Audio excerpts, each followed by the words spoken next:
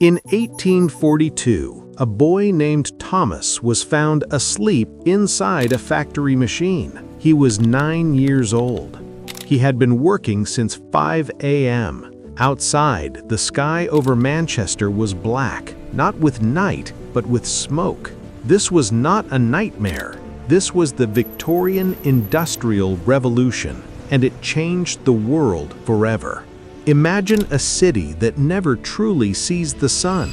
Brick buildings stacked tightly together, chimneys taller than church towers, rivers once clear, now running thick and dark. The air tastes like coal. Every breath scratches your throat. Welcome to Industrial Britain.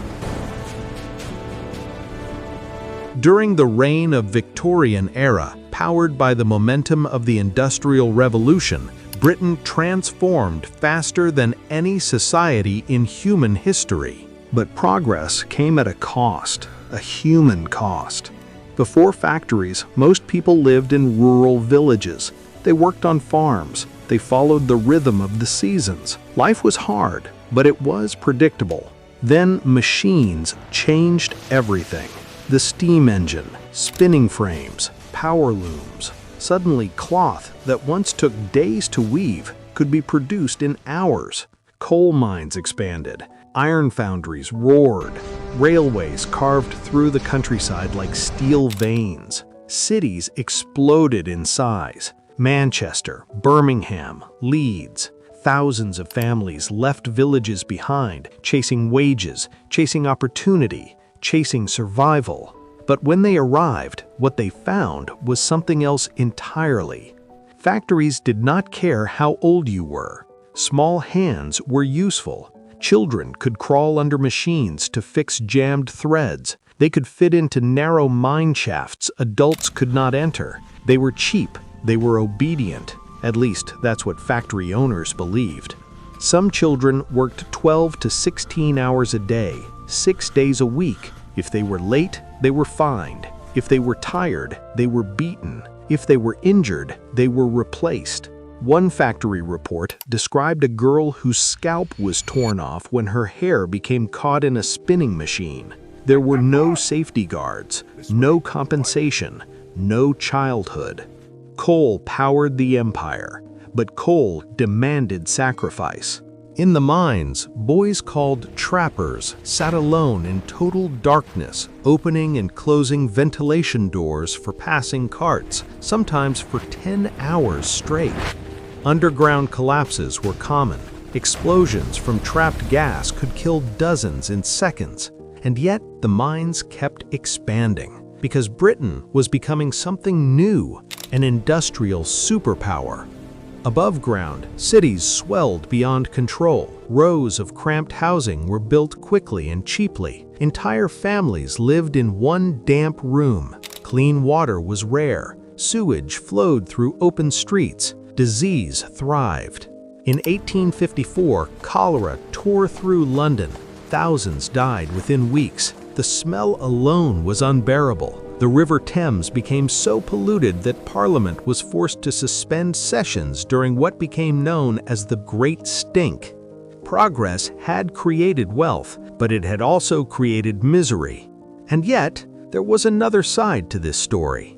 Railways connected distant towns. News traveled faster than ever before. Goods became cheaper. Jobs multiplied. For the first time in history, ordinary people could buy manufactured clothing instead of making everything by hand. Steel bridges stretched across rivers. Steamships crossed oceans. The world shrank. The Industrial Revolution did not just transform Britain, it reshaped the entire planet. Factories in Britain demanded cotton from America. Coal fueled ships to India. Railways expanded across continents. The British Empire grew alongside industrial power. Technology became unstoppable. But as wealth increased, so did awareness. Writers began exposing the horrors of factory life. Reformers demanded change. Public outrage slowly built.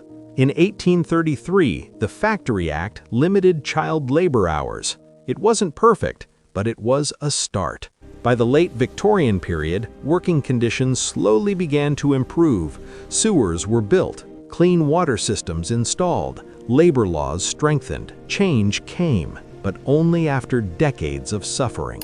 Here's the uncomfortable truth. The modern world was built in those factories. The phones we use, the trains we ride, the cities we live in. Mass production, urban life, industrial power. It all began there, in smoke-filled rooms with spinning machines and exhausted children.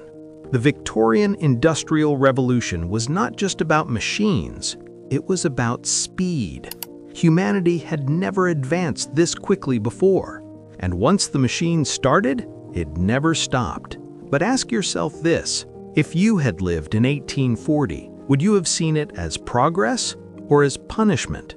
If your child was earning wages in a factory instead of starving in a village, was that exploitation or survival? History is rarely simple. We often imagine the past in black and white, good and evil, progress and suffering. But the Victorian Industrial Revolution was both. It created unimaginable wealth and unimaginable hardship. Look at the skyline of any modern city. Glass towers, electric lights, endless movement. Now strip away electricity, strip away engines, strip away mass production. You're left with a quiet agricultural world. The Industrial Revolution didn't just change industry, it changed time itself. Before factories, people worked by daylight. After factories, time belonged to the clock. Whistles signaled shifts. Minutes became money. Human life became synchronized with machines. That shift still defines us today, and perhaps that is its greatest legacy. Not the steam engine, not the railways, not the empire, but the idea that productivity equals progress, that faster is better, that growth must never stop. Those beliefs were forged in Victorian smoke, and we still breathe them. So when you hear the phrase Industrial Revolution, don't picture just inventions. Picture Thomas, 9 years old, asleep beside a machine, the world accelerating around him. Smoke in the sky, steel in the air, a new age being born, messy, brutal, unstoppable. The Victorian Industrial Revolution built the modern world, but it demanded a price. And someone always pays the price of progress. Now I want to ask you something. If you could go back to Victorian Britain, would you see opportunity or would you see danger? Because the next time we talk about progress, remember where it began.